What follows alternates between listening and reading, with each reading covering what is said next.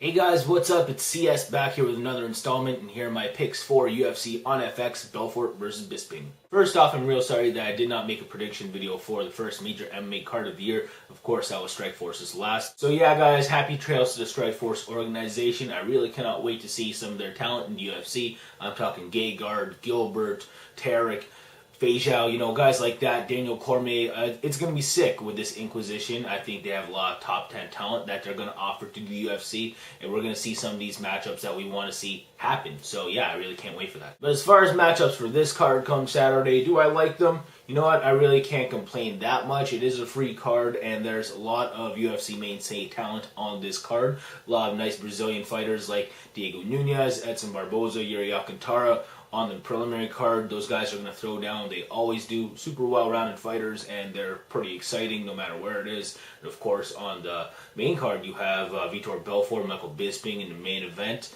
That's definitely a main event for a free card at least, if you ask me. So I'm really excited for that fight. And yeah, the rest of the main card ain't too hot, but hopefully we see something exciting go down at least. Let's start off at that main event between Vitor Belfort and Michael Bisping in middleweight. Alright folks, tough fight to call on paper, but I'm going to go with Michael Bisping in this one. I do like his work rate, I do like his footwork, his cardio. I think that shit's going to be too much for Vitor Belfort come the later part of this fight. Vitor has a lot of fight years in him. I don't think his cardio is where it's supposed to be at this age.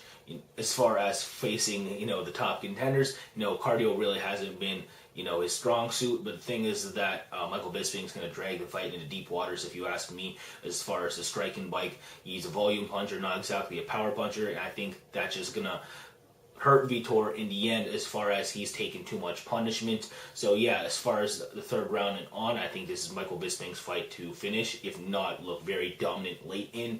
I think that Vitor's best shot at winning, of course, is the third round and before. He's going to have the energy to do that Vanderlei Silva-like combo as far as running straight at you with those punches. Vitor's punches are more so straight. So Michael Bisping really doesn't get caught with his hands down like this as far as getting hit with straight punches a lot. So I think Bisping is going to be able to not get hit cleanly by that stuff if Vitor feels like throwing it accurately. Now, I think that Bisping's going to be able to strike him like real well as well. I think he's going to be moving in and out of the pocket and not circling into Vitor's power hand, which is, of course, at the left. Michael's had trouble with people with strong right hands in the past, guys like, Dennis Kang and, of course, Dan Henderson. I don't see Vitor clipping him with a right haymaker just because Vitor really doesn't have one. He has a nice stiff right jab, but Vitor's power hand is the left. So I'm going to say Michael Bisping doesn't get clipped by that and works his way to a unanimous decision victory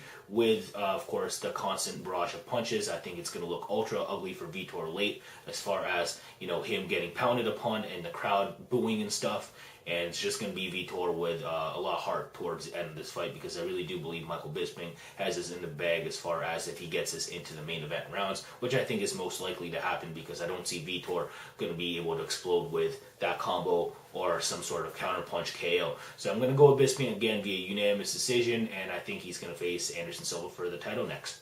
I just hope we don't see a heck of a whole lot of wrestling in that main event. I think Michael Bisping might want to implement some takedowns come the end of rounds if he feels like really putting an exclamation point on those rounds. I think it's possible, but I'd rather see these guys strike because they're both strikers and they're most exciting when they do. Just saying. But now let's move on to that middleweight bout in the co-main event between Daniel Sarafian and CB Dollaway. Now regarding this match, guys, CB Dollaway is only in this co-main event so he can get squashed. This is definitely a squash match, and Daniel Sarafian is swinging the hammer. This guy has a pretty good outburst of speed as far as being able to get within the pocket and land a power right or left real fast. CB Dollaway's chin, not the greatest. His striking defense, not the greatest. I can definitely see him getting knocked out rather quickly by Daniel Sarafian. If Daniel's not able to knock him out with one of those punches, I think he's going to finish him with more for a TKO ref stoppage, or maybe he feels like sinking into hooks for a rear naked choke or something like that. CB Dollaway, in survival mode isn't good. And of course, technically, his grappling defense isn't the greatest. He has some nice front chokes, nice bulldog chokes, shit like that. But real talk, if he's a Division I wrestler, he should actually focus on his MMA wrestling because it's not good. And really, it's the only part of his game I think that can really improve as far as the setting he's in. I'm pretty sure he's still in Arizona training with those guys. I'd like to see some more wrestling out of CB Dollaway, some more aggression, but we're not going to see it this fight. Daniel Sarafian himself, more aggressive, and CB Dollaway, I think that's his biggest weakness, facing an aggressive fighter. CB is kind of a cerebral fighter as far as, he's going to wait for some guy to make a mistake and then pounce on it. But really, when he's able to pounce on it, he's more so getting knocked out. So yeah, I think that's what we're going to see in this fight. Daniel Sarafian, I'm going to say first round TKO due to strikes, maybe submission. But now let's move on to that heavyweight bout between Gabriel Gonzaga and Ben Rothwell. Definitely not one I want to see go 3 rounds. Gabriel Gonzaga, what does he bring to the table? Of course, this guy has like a gold medal in the Mundials. His jiu-jitsu is sick. If he gets on top of Ben Rothwell, that's pretty much all she wrote for Rothwell. Gonzaga's going to be able to position himself for ground pound and probably grab a side choke or maybe a rear naked choke. So yeah, I think it's all she wrote for Ben Rothwell if it hits the ground. Advantage Gonzaga. But as far as standing up, due to Gonzaga's chin, I got to give the advantage to Rothwell. Rothwell does have a kickboxing background as well. His knees are okay in the clinch, and as far as his punches, he packs one hell of a haymaker. He might put him out like he did against Brendan Schaub. But Gonzaga, he's not a slouch on the feet himself. It's just, he gets knocked out. That's the thing. Kind of like he did against Shane Carwin, Junior Dos Santos. Now, I know those guys are up there in name, but you know what? As far as Gonzaga against anyone on the feet, the sky's the limit for the guy on the other side because, he most likely has power. This is the heavyweight division, and Gonzaga doesn't have much of a chin, if you ask me. So now I think that Gonzaga's best bet to win this fight, if he really doesn't want to lose in front of his Brazilian faithful, is to get this thing to the ground. I think it's most likely going to happen.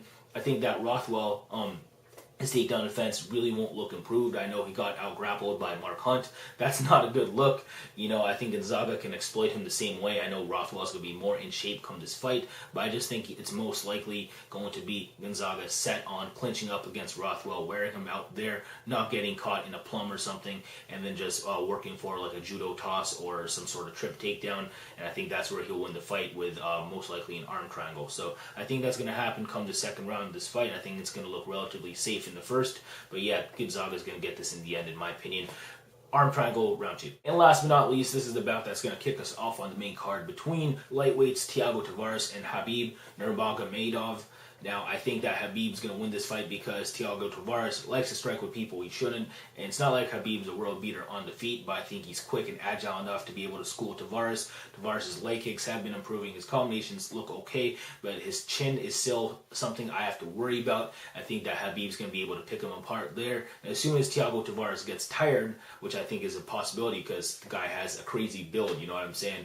I think that Khabib might be able to out-grapple him along the fence, maybe some Cajun prey, maybe take him down and avoid Thiago's subs. So yeah, I think Khabib wins his fight wherever, and I think he's a smart enough fighter not get finished by someone like Thiago Tavares. And I think he wins at least 29-28 just by being more aggressive and again smart enough to not get finished. So Khabib Nurmagomedov via unanimous decision. So that about does it for me, everyone. Hopefully you guys enjoy UFC on FX come this Saturday. I'm hoping to, I think it's going to be a sick card.